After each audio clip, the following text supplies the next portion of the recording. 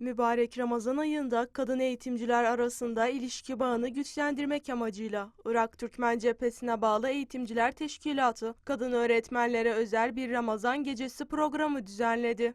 Program kapsamında eğitimciler tarafından Kur'an-ı Kerim hatmesi yapıldı. Programda Irak Türkmen Cephesi Kerkük İl Meclisi üyesi Sevsen Cedu ve çok sayıda Türkmen kadın eğitimci hazır bulundu. Qatıldıq bir gün xatunlardan, bacılarımızdan, eğitimcilərimizdən burada Kur'an xətməmiz var idi. Tabii bu Kur'an xətməsi Ramazan gecəsidir. Allah əcirlərini yazsın ki, bu fəaliyyəni edibdilər. Tabii bu güzel gecelərdə arkadaşlardan teşekkür edərik. Eğitim teşkilatının özüdən ekibindən, İlham Xatundan. Onun yanında Hacıya Perihan geldi, katıldı.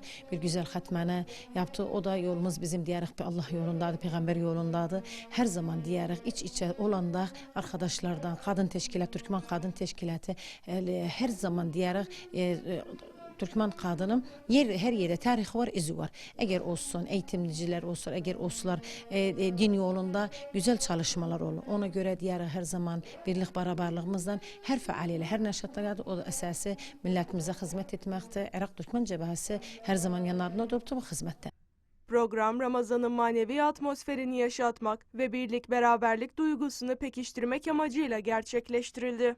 Türkmen Eğitimciler Teşkilatı'nda bir oturum yaptık. Bir güzel Ramazan gecesinde bir Kur'an'ı hatmettik. Bütün eğitimcileri burada davet ettik. Güzel Kerkük hanımlarını burada davet ettik.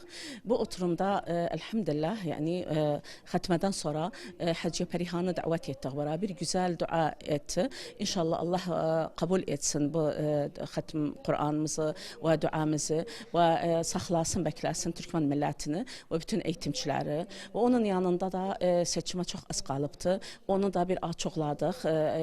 Bütün milleti davet ettik. Burada her bir şeyimiz, burada faaliyetimiz, naşatatımız burada yaparıq eğitimciler için. O eğitimcileri de buradan çağırırıq, gelsinler bize destek olsunlar. Biz de destek olaq özlerine. Her ne bir şeyler var ise